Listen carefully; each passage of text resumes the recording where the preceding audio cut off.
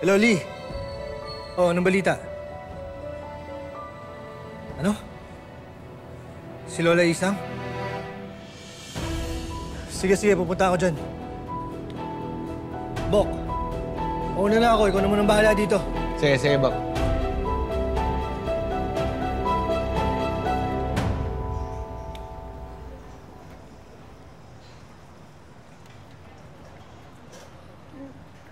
Enriquez, Chief, anong balita sa lola mo? negative pa rin po si... Huwag ka mag-alala. Makakabalik din siya.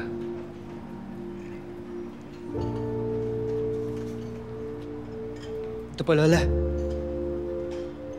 Apo ko! Apo ko! Lola!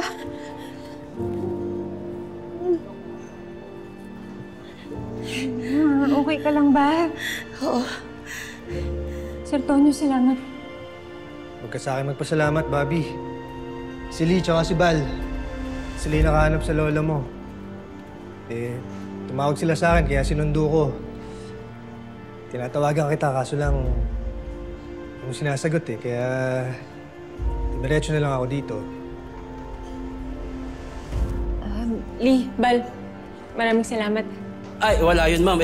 Sabi nga nila, right place at the right hand. Right hand. Tama. Right hand. Chief, pwede ko ba kayo makausap? Doon tayo sa opisina. Wala naman Salamat sa inyo, ha? Ay, wala po yun, ma'am. Wala po yung likas po sa amin maging mabuting tao. Mababait po kami. Tama po. Kapitana! Nasaan po?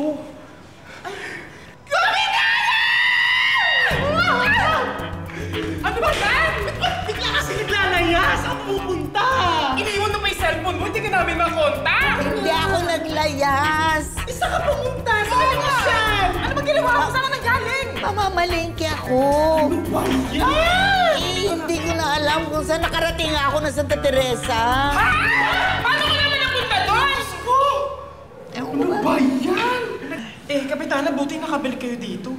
Ayan, tinulungan ako nila, oh! In fairness, may kwenta rin pala kayong dalawa. Oo nga, no. Actually, akala ko yung purpose nyo sa life is maging pangit para ma-highlight yung pagiging maganda namin. Nagmumubog ka ba ng ngipin? Na-try mo na, bro? Parang kayo mo, Kapitana. Na-try mo, bro, ha? Kayong dalawa, tigilan nyo na nga sila Lee at Bal. Malaki utang na loob natin dito. Nga, Kapitana, kwentuhan mo kami! Oo nga. Chika. Ano nangyari sa'yo? Wala papatulan natin sa... Bobby, kanina po may napansin kami kay Kapitana. Parang ano po siya, parang nalilito na hindi niya ako makilala eh. Oh, tapos may binabanggit siya paulit-ulit. Alicia? Alicia? Ay, nanay ko yun. Ah. Magpapacheck up na nga dapat kami kaninang umaga, kaya lang biglang nawala. Nanay niya, Alicia, paulit-ulit, no? Akala si Dennis ka rin, no, kanina? Alam niya, Dennis. Pare, no? Bobby, nagkita na ba pala kayo ni Sir Tonyo? Sir Tony. Ay, oo nga. Asan siya?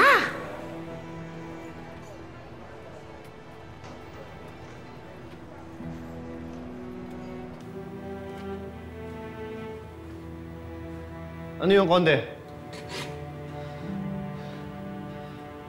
Natimbre yan si Dante, sir. Nakaramdam siya na tinitiktikan siya. Alam niya, pati yung sasakyan dala namin, kaya pinutukan kami kagad.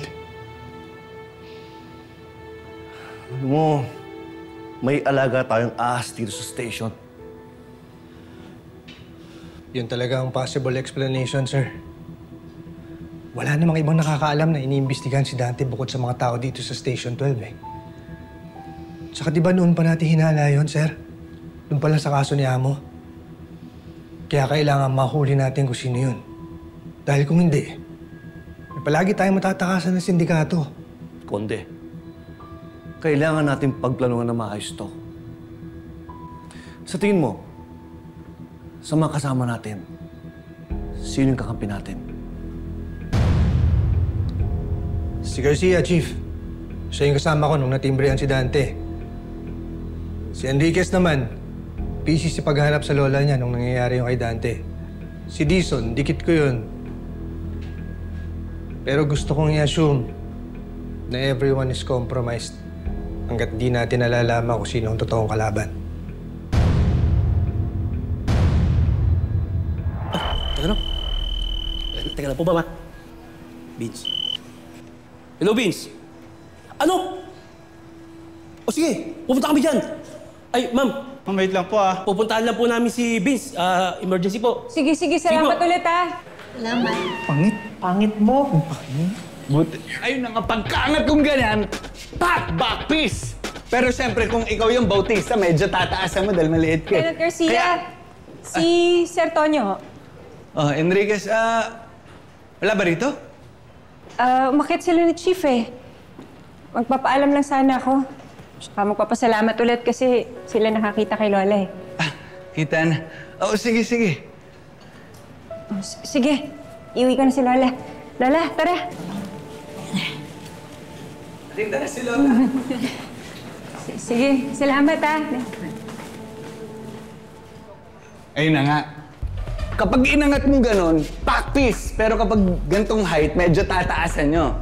Kaya yung mga galawan talaga, iba eh. Yung ginaya ko sa pelikula, actually kay Boss Amo ko yung natutunan eh. Yan, pam! Tumba! Bok! Oh, andito ka lang pala. Ano? Anong ginagawa mo rito? Alam mo kanina, super excited ka makausap si Bobby. Naligo ka pa nga sa pabango eh. Tapos ngayon meron ka ng tsansa, kausapin siya. Bigla mo na mainiwan. May kailangan lang asikasuhin si Bobby sa lola isang niya. Tayo naman, meron ding kasong kailangang harapin. Tsaka namin mag-uusap ni Bobby. Pag parehong malinaw na yung isip namin. Ayun tayo eh. Bok, ikaw ba nung bata ka, kapag inuutusan ka, pinagpapabukas mo? Kasi ganun ka ngayon eh. Alam mo yung pinagtataka ko sa'yo, kapag kaharap mo yung mga bahala, ang tapang mo. Pero kapag konfrontasyon, duwag ka. Ay, teka lang.